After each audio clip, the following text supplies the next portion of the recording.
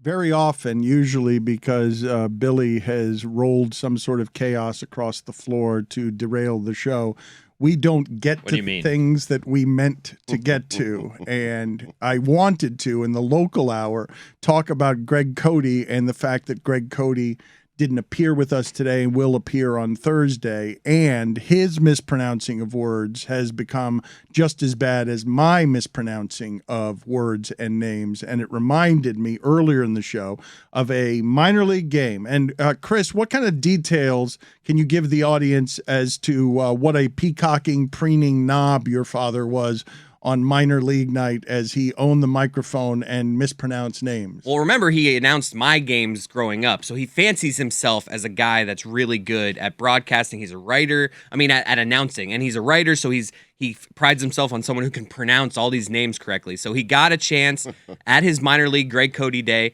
come up in the booth, you can announce names for an inning, and he finally got his moment, and then Encarnacion walked up to the plate. Stepping to the plate, number 13, Yeltsin and Encarnacion. That's a tough one when you're thinking about it, all day. He's about to make him incarcerated. Stepping to the plate, number 13, Yeltsin and Encarnacion. He nailed Yeltsin. Wait, is there somebody in the background there trying to help him at the very end? There's like someone in the background. Stepping to the plate, number 13, Yeltsin and Encarnacion.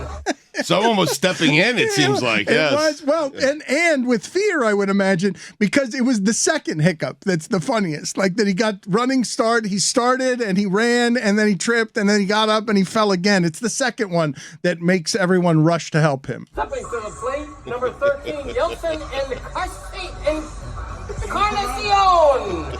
I also love the delight and the success in his voice of, I got it right. Stugotz, what is happening in the life of this person when this person is writing in the YouTube comments, and I don't know who they're writing about, because they write, I cannot stand to listen to this worm talk about himself or talk in general. And it can be anyone around here. Well, it's not me. It could be, I don't know whether it's you or not. You weren't here last week, so it's probably not you. Exactly. It might be Billy Corbin, but this comment written on YouTube, I want you to explain to me what is happening elsewhere in this person's life when this person writes in the comment section, this came on autoplay when I was in the other room. Don't count this as a view. He's that guy. There's something charming about that guy. But wait, is he talking to us? Does he want it? Or does yes, he want, of course. He want the proper accounting? Is he like trying? YouTube doesn't have customer service that's readily available, and this person thinks that if they put in the comment section, I don't count this as credit, as a view for these people. He's letting us know. He's letting YouTube know. He's letting everyone know. It's not a view. Thanks for leaving a comment and engaging more. I love that. I really don't know what he's talking about, though. Who's the worm? I think it might be Corbin. There's a good chance it's Billy Corbin. I just love, I kind of want to make a call now to YouTube customer service and say, on this episode, dated June the 15th, 2022. Let's do this right now. Let's call Take YouTube. the view out. Let's take one view. Let's call Make this YouTube. guy happy. Let's call YouTube right now. Uber, one of the great frustrations of my life is that Uber makes it such a minefield to get a hold of anybody on the phone that's going to give me a damn refund, because you got a bunch of crooks running around out here parking wherever they want in the street. I so long for customer service. I so long for the ability to just call someone and have them pick up a phone. And I'm sorry for being the old guy who laments this. Representative.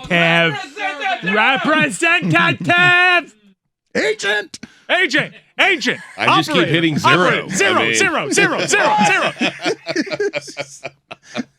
You think you're going to get one at YouTube? At a holiday party, they have to do a master cut of just people screaming, Agent!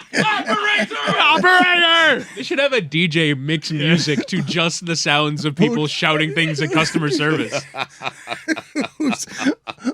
What's the company in America? Is it Amazon? What's the company that would have Airlines. the greatest Delta Airlines, holiday American parties? Airlines, the holiday parties there have to Insurance. Be from my quick research of the internet, it seems like I can only actually contact YouTube via mail or fax. Of course. So I think I'm going to actually write out a handwritten letter to YouTube saying, please take this view off. It's not possible to contact YouTube. It's not but via phone to file a customer service complaint. It's a multi-billion-dollar industry. I can't even get on a chat. I enjoy that function where I can get on a chat with the customer service thing. It's not even offered here. There's a help center. There's a community help forum. But there doesn't appear to be... We can't leave a message so that we can get a proper accounting of this. We would like YouTube to subtract the view. You think YouTube has a voicemail? I think I want to be able to leave this message somewhere and with a human being. Much like I'm with you, Dan. Much like I am not unlike this commenter who was going to the YouTube section and demanding that his voice be heard. I want to get his voice heard as well. Sir, madam, you have done the correct thing, calling us out on an undeserved view. We are worms. And you should have that view back. It should be retracted, subtracted from the record, abolished forevermore. You never viewed us. You never viewed us, sir. You never viewed that worm, not something you viewed. I'm willing to give you that victory. But I am you as I complain that I can't get a hold of customer service. And now I'm going to have to go to the comment section and also write right under this person, hey, can you please subtract the view? Do you guys regularly call, ask to talk to a manager and call customer service? Because I feel like it is just a waste of everybody's time involved. Because you're not actually going to get anything out of it, and you're just going to get more frustrated. And then at the end of the day, it's I yelled at someone who probably did nothing about it just to yell at them. Yeah, but yelling at someone is what it's all about. Whether you get your point across, whether it does anything, at least you've yelled at someone, okay? Because getting angry always accomplishes whatever needs to be done. Put it on the poll, Guillermo, at LeBatard Show. Is yelling at someone getting it done? Well, best thing I ever did for my own mental health was just to trade in a bunch of my miles for Admirals Club access, because there they have their own private concierge, and you don't have to deal with yelling representative and them getting back to you eight hours later while you're at your most desperate and angry. Here, it's just smooth sailing. My air travel experience has gotten a lot better when I just go there when I have complaints, because I'm still having the complaints. Are you disappointed in their cookie fare or some of the cheap items that you expected to have greater VIP lounge access? I am jealous that there are some lounges, like the American Express one. Everyone has great experiences there, and that one comes with free booze. Whereas the Admiral Club, it doesn't, but it actually comes with that concierge, where I'm not so sure that the Centurion Lounge has that. But while we're on the subject, this reminds me of some sound we came across, Dan, because you're talking about customer service agents. Imagine you're a customer service agent, and the angry voice that you have to deal with is Chris Mad Dog Russo. Because on his SiriusXM show, he went on a rant because air travel got Mad Dog Russo's son and ruined what would have been a special Father's Day. We'll get Jason in Madison, Wisconsin. And speaking of Madison, Colin Russo did not get home this weekend, so I got a burr up my fanny on Delta Airlines. Delta for the birds. The airline should be embarrassed. I'm getting off the deep end here, but the airline should be embarrassed that all of America couldn't fly anywhere for the last 3 or 4 days. 22% of flights canceled on Thursday, 18% of flights canceled on Friday. Hey, Delta, I don't need an apology to NBC. Your job is to make sure you get a plane in Madison, Wisconsin and get my kid home for Father's Day weekend. Go ahead, Jay. He was just taking a call. A burr up my fanny. That sounds uncomfortable. It really does. Put it on the poll. At Le Batard Show, Guillermo, does a burr up your fanny sound deeply uncomfortable? We'll get Jason in Madison, Wisconsin.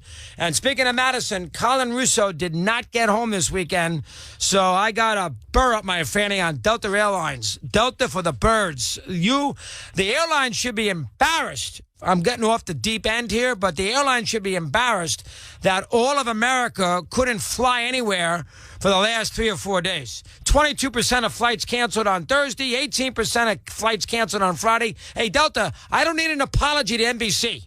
Your job is to make sure you get a plane in Madison, Wisconsin and get my kid home for Father's Day weekend. Go ahead, Jay.